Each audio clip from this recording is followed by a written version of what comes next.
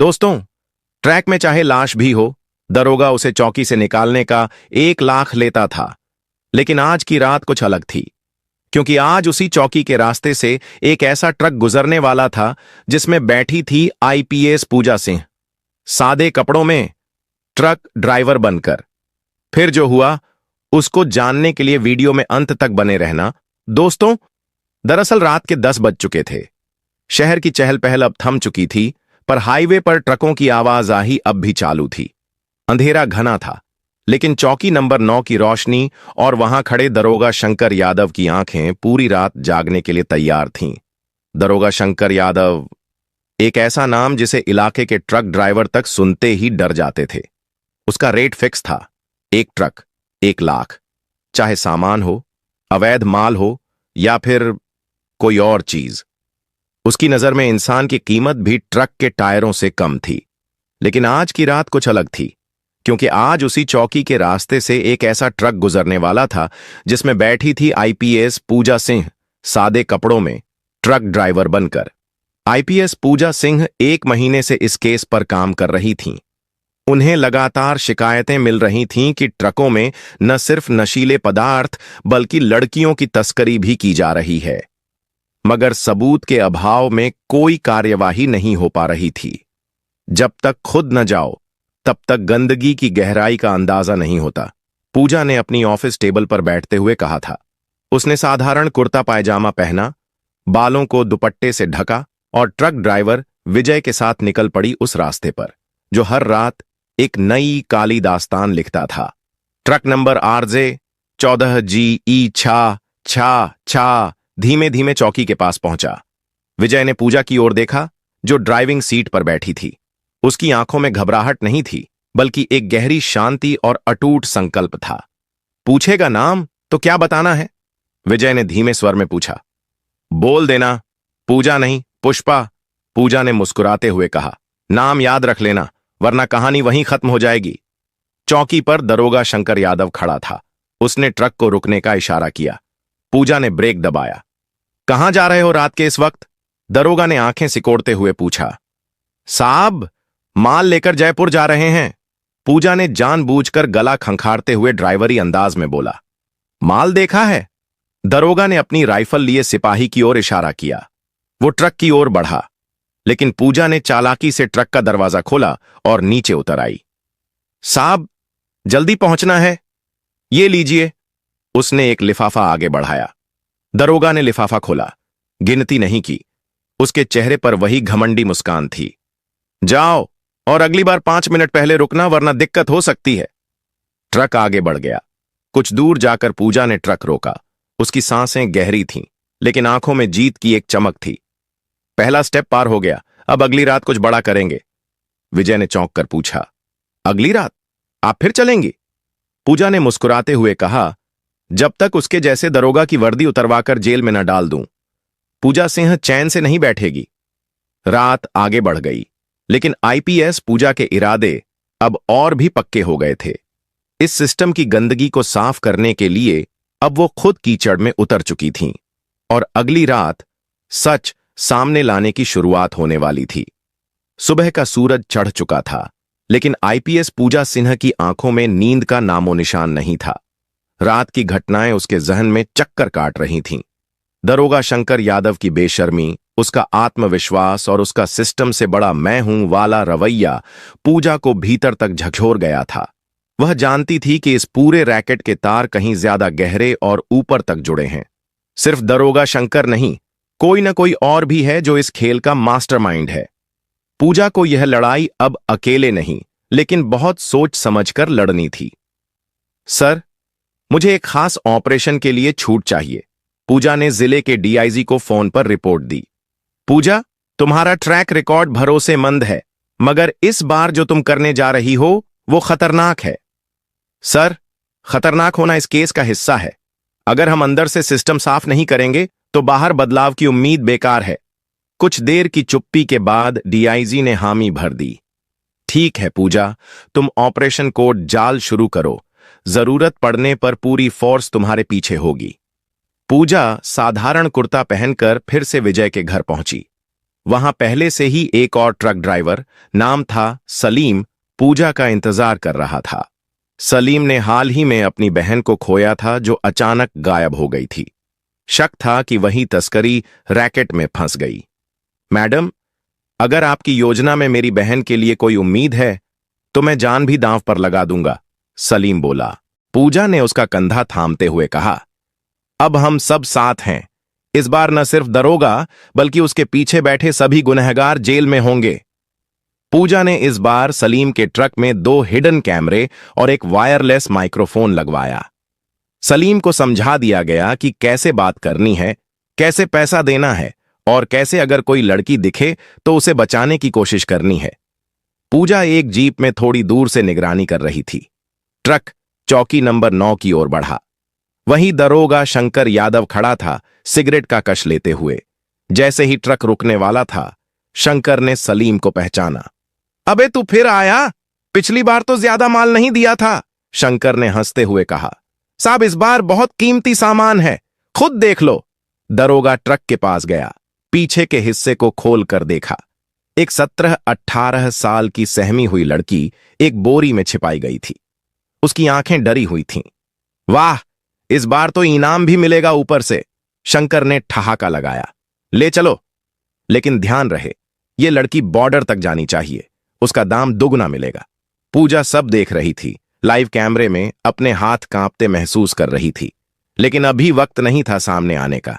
पूजा ने सारी रिकॉर्डिंग और सबूत लेकर डीआईजी के सामने पेशी दी। डीआईजी का चेहरा सख्त हो गया। पूजा, यह केस अब सिर्फ दरोगा तक सीमित नहीं है, तुम क्या सोच रही हो आगे? सर, मुझे 1 हफ्ता दीजिए, मैं इस पूरे नेटवर्क की जड़ें निकाल लूंगी, लेकिन मुझे पूरा विश्वास और फ्री हैंड चाहिए। डीआईजी ने सिर हिलाया। All yours, officer Singh. IPS Pooja ने ऑपरेशन जाल का पहला बड़ा मोड़ पार कर लिया था। अब शिकार फंस चुका था, लेकिन असली शिकारी कौन है, यह अब भी सामने आना बाकी था। अगले कुछ दिन पूजा के करियर और जिंदगी के सबसे कठिन दिन होने वाले थे। पूजा के कदम अब ज्यादा सधे हुए थे। ऑपरेशन जाल में अब तक की सफलता ने उसे हौसला तो दिया, लेकिन साथ ही यह भी साफ हो गया था कि मामला जितना दिखता है उससे कहीं ज्यादा गहरा है। दरोगा शंकर सिर्फ मोहरा था, असली खिलाड़ी पर्दे के पीछे था, और उस खिलाड़ी को बेनकाब करने के लिए पूजा को अब सिस्टम के भीतर से किसी ऐसे की जरूरत थी जो उस दुनिया का हिस्सा रहा हो, एक अंदर का भेदी। पूजा साधारण वेश में थी, एक हल्का फटा कुर्ता, आंखों में थकान और पांवों में चप्पलें। वह चुपचाप चाय की दुकान के कोने में बैठी थी। चौधरी आएगा ना? उसने अपने साथ बैठे विजय से पूछा। आएगा मैडम, पैसे का भूखा है, लेकिन एक बात याद रखना, वो जितना डरपोक है उतना ही चालाक भी। चाय की दुकान के पास एक पुराना सफेद स्कूटर आकर रुका। उस पर था कांस्टेबल रामचंद्र चौधरी, जो 1 साल पहले रिश्वत के आरोप में सस्पेंड किया गया था। अब वह पुलिस लाइन में फाइलें उठाने का काम करता था। चौधरी इधर उधर देखते हुए दुकान के पास आया और विजय को देखकर ठिठका। फिर उसकी नजर पूजा पर पड़ी। पूजा ने एक नजर में उसे पहचान लिया और एक शब्द कहा, जाल। चौधरी समझ गया कि बात गंभीर है। वह वहीं बैठ गया। क्या चाहिए आप लोगों को? उसकी आवाज में डर और झुंझलाहट दोनों थे। सिर्फ सच, पूजा बोली। हमें दरोगा शंकर की पूरी चेन जाननी है। कौन है जो लड़कियों की तस्करी करवाता है, कहां से आती हैं, कहां जाती हैं, और कौन है ऊपर से बचाव करता है? चौधरी चुप रहा। विजय ने जेब से एक पुरानी तस्वीर निकाली, एक लड़की की जो गायब हो गई थी। ये मेरी बहन है, विजय बोला। अगर तूने कुछ भी छिपाया तो तुझे न सिस्टम छोड़ेगा न हम। चौधरी का चेहरा उतर गया। वह कांपती आवाज में बोला, माल गांवों से लाया जाता है। दरोगा शंकर के आदमी लड़कियों को लालच देकर या किडनैप करके लाते हैं। उन्हें पहले 2 दिन पास के फार्म हाउस में रखा जाता है, वहां से ट्रक के जरिए बॉर्डर पार भेजा जाता है। पूजा ने पूछा, और पुलिस की नजर में यह कैसे छिपा रहता है? चौधरी ने इधर उधर देखा और धीरे से कहा, एक नाम है, डीएसपी गोविंद मिश्रा। वही पूरे खेल का मास्टरमाइंड है। शंकर तो उसका प्यादा है। गोविंद मिश्रा हर हफ्ते हिस्सा बंटवाता है, नीचे से लेकर ऊपर तक। पूजा ने पूरी बात एक वॉइस रिकॉर्डिंग में कैद कर ली थी। अब उसके पास चौधरी का बयान, ट्रक की वीडियो रिकॉर्डिंग और गायब लड़कियों की रिपोर्ट्स, सब कुछ था। लेकिन मामला अब ज्यादा संवेदनशील हो गया था। डीएसपी मिश्रा जैसे अधिकारी पर हाथ डालने से पहले उसे एक ठोस जाल बिछाना था। हमें फार्म हाउस पर रेड डालनी होगी, पूजा बोली। वहां न सिर्फ सबूत मिलेंगे बल्कि शायद कुछ लड़कियां भी। डीआईजी ने उसे देखा। इस बार अगर तुम चूकी तो मिश्रा भाग जाएगा और पूरा ऑपरेशन फेल हो जाएगा। पूजा के चेहरे पर दृढ़ता थी। मैं नहीं चूकूंगी सर। अब मैं सिर्फ आईपीएस नहीं, एक बहन, एक औरत और इस सिस्टम की सच्ची सिपाही हूं। पूजा ने अपनी एक भरोसेमंद टीम चुनी। सबको सादा वेश में भेजा गया। कोई पुलिस की वर्दी में नहीं था। रेड के लिए समय तय हुआ, सुबह 4:30। वह वक्त जब पूरा फार्म हाउस नींद में होता है और सुरक्षा सबसे कम। पूजा ने आखिरी बार अपनी जेब में रखा डीएसपी मिश्रा की फोटो देखी। अब बारी तेरी है, उसने मन में कहा। सुबह के 4 बजे थे। घना अंधेरा और गांव के बाहर वो सुनसान रास्ता जो एक पुराने फार्म हाउस की ओर जाता था। हवा में ठंडक थी, लेकिन पूजा के मन में सिर्फ आग थी, सिस्टम की सड़ांत को उखाड़ फेंकने की। उसके साथ एक चुनी हुई टीम थी। हर कोई अपने किरदार में पूरी तरह ढला हुआ। कोई किसान बना था, कोई दूध वाला और खुद पूजा एक मजदूर औरत की वेशभूषा में थी, सिर पर गमछा बांधे, चेहरे पर कोई डर नहीं, सिर्फ इरादा। फार्म हाउस ऊंची 4 दीवारी से घिरा हुआ था। बाहर से देखने पर ऐसा लगता जैसे कोई साधारण जगह हो, लेकिन अंदर एक पूरा अपराध का साम्राज्य पल रहा था। सीसीटीवी कैमरों की नजरें हर कोने पर थीं, लेकिन पूजा की टीम ने पिछला रास्ता चुना। एक टूटी हुई दीवार जहां से रोज सुबह दूध और सब्जियां भीतर जाती थीं, वहीं आज उनका रास्ता बना। सब तैयार? पूजा ने कान में लगे माइक्रोफोन से पूछा। हां मैडम, 2 मिनट में हम अंदर हैं, विजय की आवाज आई। पूजा ने एक गहरी सांस ली और कंधे पर टंगी रस्सी को कसकर पकड़ा। दीवार फांदते ही सामने एक छोटी सी झोपड़ी दिखी। झोपड़ी के अंदर से हल्की सिसकियों की आवाज आ रही थी। पूजा ने इशारा किया और दरवाजा खोला। अंदर 3 लड़कियां बैठी थीं। डरी हुई, सहमी हुई, उनकी आंखों में नींद नहीं, सिर्फ खौफ था। पूजा ने धीमे से कहा, घबराओ मत, हम पुलिस वाले हैं, तुम्हें आजाद कराने आए हैं। लड़कियों की आंखों में एकाएक उम्मीद की किरण जागी। मैडम, हमें बचा लीजिए। हमें यहां हर रोज नए नए लोग दिखते हैं, ट्रक में भरकर कहीं भेज देते हैं, एक लड़की ने कांपते हुए कहा। इसी बीच विजय का इशारा आया। मैडम, मुख्य हॉल में 6 आदमी हैं, हथियार भी हैं। पूजा ने संकेत दिया। एक्शन। पूजा ने मुख्य गेट पर तैनात दरबानों को चुपचाप पकड़वाया। भीतर अचानक घुसते हुए पुलिस टीम ने फुर्ती से हर कमरे की तलाशी शुरू कर दी। अंदर एक बड़ा हॉल था जहां कुछ मर्द शराब और जुए की महफिल में डूबे हुए थे। हाथ ऊपर करो, तुम सब गिरफ्तार हो, पूजा की तेज आवाज गूंजी। कुछ मर्दों ने भागने की कोशिश की, लेकिन पूजा ने पहले ही दोनों दरवाजों को बंद करवा दिया था। चंद मिनटों में सबको काबू में कर लिया गया। विजय ने एक संदूक खोलकर दिखाया। उसमें कई नकली आधार कार्ड, पासपोर्ट और विदेशी नंबरों की लिस्टें थीं। ये तो ट्रैफिकिंग का पूरा नेटवर्क है, पूजा ने बुदबुदाते हुए कहा। और तभी एक व्यक्ति को लाते हुए सिपाही बोले, मैडम, ये आदमी खुद को डीएसपी गोविंद मिश्रा का खास आदमी बता रहा है। पूजा ने उसे देखा। चेहरे पर घबराहट थी, पर आंखों में अकड़। नाम? धर्मवीर। मैं सिर्फ ड्राइवर हूं, उसने कहा। झूठ बोलता है, पीछे से एक लड़की चीखी। यही हमें लाने ले जाने का काम करता है, इसी ने मेरा भाई को धमकाया था। पूजा ने बिना देर किए सबकी गिरफ्तारी के आदेश दे दिए। डीएसपी मिश्रा के खिलाफ केस अब और मजबूत हो चुका था। फार्मा हाउस से न केवल लड़कियां मिलीं, बल्कि नेटवर्क की जड़ें, सबूत और नाम, सब कुछ। रेड की खबर तेजी से मीडिया में फैल चुकी थी। डीआईजी खुद पूजा से मिलने आए। बेहद शानदार काम पूजा, उन्होंने कहा। अब मिश्रा की गर्दन हमारे हाथ में है। पूजा के चेहरे पर थकावट थी, लेकिन उसकी आंखों में जीत की चमक थी।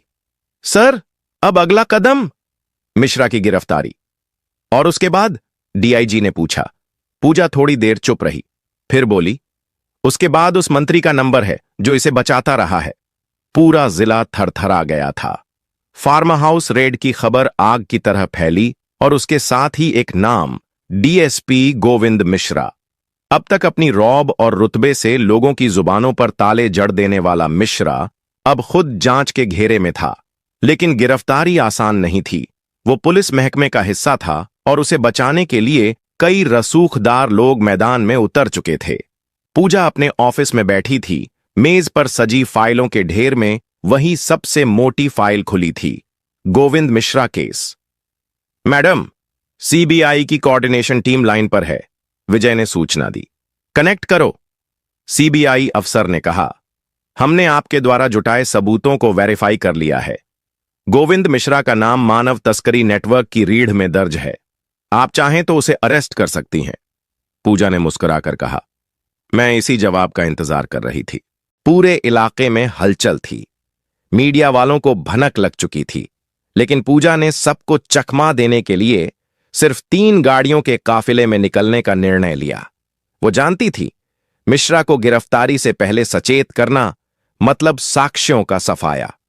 चौकी इंचार्ज, आप पीछे से अंदर जाइए, फ्रंट डोर मैं लूंगी, पूजा ने वायरलेस पर कहा। बंगले के गेट पर तैनात गार्ड जैसे ही कुछ बोलने लगा, पूजा ने अपना आई कार्ड दिखाया। आईपीएस पूजा सिंह, स्पेशल रेड वारंट है। गार्ड सकपका गया। पुलिस फुर्ती से अंदर घुसी। हॉल, बेडरूम, स्टडी, हर जगह तलाशी शुरू हो गई। मिश्रा ड्राइंग रूम में बैठा विस्की पी रहा था, जैसे उसे सब पता था। तो आखिर तुमने वही किया जिसका डर था, उसने गिलास रखते हुए कहा। और तुमने वही किया जिसका सबूत हमारे पास है, पूजा ने जवाब दिया। तुम एक औरत हो, आईपीएस बनकर क्या समझी खुद को देवी? नहीं, मैं वो आईना हूं जिसमें तुम्हारा असली चेहरा दिखेगा। इशारा करते ही पुलिस वालों ने उसे हथकड़ी पहनाई। तुम्हें इसका अफसोस होगा पूजा, बहुत अफसोस। न्याय के रास्ते पर चलने वालों को अफसोस नहीं होता मिश्रा, सिर्फ तुम्हें होगा। डीएसपी मिश्रा को जब जेल में दाखिल किया गया, कैमरों की फ्लैश लाइट्स की गूंज में उसकी आंखों की रोशनी बुझ चुकी थी। मीडिया ने इसे बड़ी गिरफ्तारी करार दिया, लेकिन पूजा जानती थी यह सिर्फ शुरुआत है। उसी शाम पूजा को एक अज्ञात नंबर से कॉल आया। बहुत चल ली बहादुरी, अब खेल उल्टा चलेगा। तुम्हारी बहन कॉलेज जाती है ना? अकेली? फोन कट गया। पूजा का चेहरा कठोर हो गया। अब लड़ाई सिर्फ ड्यूटी की नहीं रही, ये निजी हो गई थी। पूजा की आंखों में अब सिर्फ कानून की चिंगारी नहीं थी, अब उसमें एक बहन की बेचैनी भी शामिल हो गई थी। फोन पर मिली धमकी ने उसकी आत्मा को झकझोर दिया था। वो जानती थी, जैसे जैसे वो सच्चाई के करीब पहुंचेगी, दुश्मन और ज्यादा खतरनाक होते जाएंगे। लेकिन अब पीछे हटना नामुमकिन था। पूजा की छोटी बहन अनुष्का अब भी पढ़ाई में जुटी थी। दीवार पर लगी आईपीएस दीदी की तस्वीर उसे हमेशा प्रेरणा देती थी, लेकिन आज दीवार के उस पार खामोशी कुछ ज्यादा ही डरावनी लग रही थी। पूजा ने दरवाजा खोला और अंदर आई। अनुष्का ने मुस्कुराकर कहा, दीदी, आप इस वक्त? पूजा ने उसकी किताबें बंद कीं और बोली, कल से कॉलेज नहीं जाना है, मैं तुम्हारे लिए नया अरेंजमेंट कर रही हूं। पर दीदी, यह कोई बहस नहीं है। अब सिर्फ मेरी बहन नहीं हो, तुम मेरे लिए जिम्मेदारी हो, और दुश्मनों की आंखों का निशाना भी। पूजा की आवाज में वो डर नहीं था जो हारने वाले में होता है, उसमें वो सख्ती थी जो अपने अपनों को खोने का खतरा झेल चुके लोग जानते हैं। पूजा ने विजय को बुलाया। अनुष्का के लिए एक शिफ्टिंग प्लान तैयार करो। उसका नाम किसी फाइल में न हो और कोई भी पुलिसकर्मी न भेजा जाए। हम जिस सिस्टम से लड़ रहे हैं उसमें मुझसे ज्यादा गद्दार भीतर बैठे हैं। विजय ने सिर हिलाया और बोला, मैं समझ गया मैडम, किसी पर भरोसा नहीं करेंगे। पूजा खुद कार ड्राइव कर रही थी अनुष्का को लेने के लिए, लेकिन जैसे ही गाड़ी मोड़ पर पहुंची, एक बाइक सवार ने तेजी से कार के सामने ब्रेक मारा। पूजा फुर्ती से गाड़ी रोकी और नीचे उतरकर उस बाइक सवार को पकड़ा। उसकी जेब में एक चिट्ठी थी। बहन तो बहाना है, निशाना तुम हो, आईपीएस मैडम। पूजा ने उसे वहीं अरेस्ट कराया, लेकिन यह साफ हो गया था कि वो सिर्फ मोहरा था। असली खिलाड़ी अब भी पर्दे के पीछे था। अनुष्का को एक अज्ञात सुरक्षित ठिकाने पर भेजने के बाद पूजा खुद अपनी बालकनी में अकेली बैठी थी। उसने अपनी मां की पुरानी डायरी निकाली, जिसमें एक लाइन हमेशा उसके दिल को छूती थी, जो सच्चाई का रास्ता चुनता है उसकी परीक्षा सबसे कठिन होती है। अब पूजा तय कर चुकी थी, वो न सिर्फ तस्करी के रैकेट को उजागर करेगी, बल्कि उन ताकतवर साजिशकर्ताओं को भी बेनकाब करेगी जो कानून की आड़ में गुनाह करते हैं। पूजा की जिंदगी अब दो मोर्चों पर लड़ाई बन चुकी थी, एक अपराधियों के खिलाफ और दूसरा सिस्टम के अंदर बैठे गद्दारों के खिलाफ। वो जान चुकी थी कि जब तक अपने ही घर में छिपे सांपों को बाहर नहीं निकाला जाएगा, तब तक तस्करी का ये नेटवर्क कभी नहीं टूटेगा। पूजा की नजरें स्क्रीन पर जमी थीं। फार्म हाउस रेड के बाद जिन लोगों ने इंटरनल इंफॉर्मेशन लीक की, उन्हें ट्रैक किया जा रहा था। अचानक एक स्क्रीन पर कुछ दिखा। डीएसपी गोविंद मिश्रा की गिरफ्तारी से एक दिन पहले एक मेल भेजा गया था जिसमें रेड की जगह और टाइम बताया गया था। Mail ID Vijay Sen police secure mail. पूजा का चेहरा सख्त हो गया। विजय वही था जो उसकी टीम का हिस्सा था और हमेशा वफादार दिखता था, लेकिन मेल देखकर शक की सुई उसी पर टिक गई। विजय, ये मेल आईडी तुम्हारी है? विजय चौंका। मैडम, नहीं, ये तो किसी ने बनाया होगा। मेरा नाम यूज किया है। सबूत तुम पर हैं, लेकिन मैं फैसला जल्दी नहीं करूंगी। तुम्हें सस्पेंड नहीं कर रही, लेकिन अब हर कदम मेरी निगरानी में होगा। विजय कुछ कहना चाहता था, लेकिन पूजा की आंखों में विश्वास की जगह सन्नाटा था। पूजा अब अकेले ही एक ऐसे अफसर से मिलने गई जो कभी गोविंद मिश्रा का जूनियर रहा था। उसका नाम था रंजीत ठाकुर। आपको नहीं पता मैडम, मिश्रा अकेला नहीं था। जो सबसे ऊपर बैठे हैं वो तो अब भी खुलेआम घूम रहे हैं। आप जिसके पीछे हैं वो असली खिलाड़ी नहीं। तो असली खिलाड़ी कौन है? पूजा ने पूछा। रंजीत ने इधर उधर देखा, फिर बोला, एसपी राजीव मल्होत्रा। पूजा जैसे बर्फ में जम गई। राजीव मल्होत्रा यानी उसका मेंटर, जिसने उसे ट्रेनिंग के दौरान हर कदम पर गाइड किया था। पूजा अब अपने कमरे में अकेली बैठी थी। उसे विश्वास नहीं हो रहा था कि जो शख्स उसके आदर्शों में रहा, वही इतनी गहरी साजिश का मास्टरमाइंड हो सकता है। लेकिन अफसोस की गुंजाइश नहीं थी। अब उसके पास सिर्फ दो रास्ते थे, या तो आंखें मूंद कर भरोसा करती रहे, या फिर सच्चाई के लिए अपनों के खिलाफ भी खड़ी हो जाए।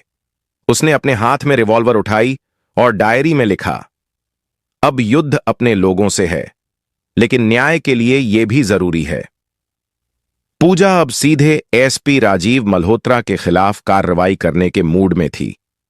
वो जानती थी कि अगर कोई शख्स सिस्टम के भीतर इस तरह की गहरी साजिश चला सकता है, तो उससे निपटना आसान नहीं होगा। लेकिन उसे डर था कि उसके लिए जिन लोगों ने उसे मार्गदर्शन दिया था, उन्हीं में से एक अब उसके दुश्मन बन चुके थे। पूजा की आंखों में अब एक नया जोश था। विजय, जिसे उसने अभी तक एक भरोसेमंद साथी समझा था, अब संदेह के घेरे में था। पूजा ने बिना वक्त गंवाए राजीव मल्होत्रा की गतिविधियों की गहरी छानबीन शुरू कर दी। राजीव के ऑफिस के बाहर पूजा ने एक गुप्त कैमरा लगाया जो उसकी हर गतिविधि को रिकॉर्ड करता था। उसकी नजरें अब उस पर थीं। क्या वह सच में इस पूरे रैकेट का हिस्सा था? राजीव मल्होत्रा की मीटिंग्स अब संदेहास्पद हो चुकी थीं। पूजा ने गुप्त तरीके से उनके ऑफिस की हर मीटिंग को रिकॉर्ड किया। एक दिन जैसे ही पूजा ने एक मीटिंग की रिकॉर्डिंग प्ले की, उसके चेहरे पर एक खौफनाक हंसी उभरी। राजीव मल्होत्रा और गोविंद मिश्रा के बीच की बातचीत पूरी तरह से तस्करी के नेटवर्क को उजागर कर रही थी। पूजा ने विजय को बुलाया और कहा, मैंने तुम पर भरोसा किया था, लेकिन अब तुमने अपनी जगह साबित कर दी है। तुम न सिर्फ इस तस्करी रैकेट का हिस्सा थे, बल्कि राजीव मल्होत्रा का सहायक भी बने हुए थे। अब तुम्हारा समय खत्म हो चुका है। विजय ने सिर झुका लिया। पूजा ने उसे पकड़ लिया और कहा, तुम्हें गिराने का काम अब मैं करूंगी, लेकिन पहले तुम्हें सबको बताना होगा कि तुमने किसके आदेश पर यह सब किया। पूजा ने राजीव मल्होत्रा के घर में एक गुप्त रेड करने का प्लान बनाया। यह रेड निर्णायक मोड़ साबित होने वाली थी, क्योंकि यह कदम एक बार में सारे रहस्यों को उजागर कर सकता था। पूजा ने अपनी टीम को तैयार किया और राजीव के घर की ओर रुख किया। रेड के बाद राजीव मल्होत्रा को गिरफ्तार किया गया। उसके घर से तस्करी के साक्ष्य मिले और पुलिस के रैंकों में उसके खिलाफ बड़े आरोप लगे। पूजा की आंखों में जीत की चमक थी, लेकिन उसकी दिल की धड़कन तेज हो रही थी। राजीव मल्होत्रा के जेल जाते वक्त पूजा ने उसके चेहरे पर अफसोस और गुस्से का मिश्रण देखा। उसका दिल उस पर अब भी थोड़ा नरम था, क्योंकि कभी वह उसके लिए मार्गदर्शक था। तो दोस्तों, इस वीडियो में बस इतना ही। अगर आपको यह वीडियो पसंद आया हो तो इसे लाइक करना बिल्कुल न भूलें। आपका एक लाइक हमें और बेहतरीन कंटेंट बनाने की प्रेरणा देता है। इस वीडियो को अपने दोस्तों और परिवार के साथ शेयर करें। हो सकता है यह वीडियो किसी की मदद कर सके। अगर आप हमारे चैनल पर नए हैं तो जल्दी से सब्सक्राइब कर लें, क्योंकि हम आपके लिए ऐसी ही जबरदस्त जानकारी लाते रहते हैं। सब्सक्राइब करने के बाद बेल आइकन जरूर दबाएं, ताकि आपको हमारी हर नई वीडियो की नोटिफिकेशन मिले। हम पूरी कोशिश करते हैं कि आपको बेहतरीन कंटेंट दें। आपके सुझाव हमारे लिए बेहद खास हैं। कमेंट में हमें जरूर बताएं कि आपको यह वीडियो कैसा लगा। इस वीडियो को देखने के लिए आपका दिल से धन्यवाद। आप हमारे लिए सिर्फ दर्शक नहीं, परिवार हैं। हमारा मकसद सिर्फ जानकारी देना नहीं, बल्कि आपके जीवन में सकारात्मक बदलाव लाना है। इसलिए वीडियो को पूरा देखें और सीखें। कुछ नया करने का जज्बा हमेशा बनाए रखें। कभी हार मत मानिए, क्योंकि हार के बाद ही जीत होती है। मेहनत करते रहिए और खुद पर भरोसा रखिए। हर दिन कुछ नया सीखिए और दूसरों को भी सिखाइए। इसी सोच के साथ हम आपसे विदा लेते हैं। अगली वीडियो में फिर मिलेंगे नई जानकारी और नए जोश के साथ। तब तक खुश रहें, सुरक्षित रहें और सीखते रहें। मिलते हैं अगली वीडियो में। जय हिंद, जय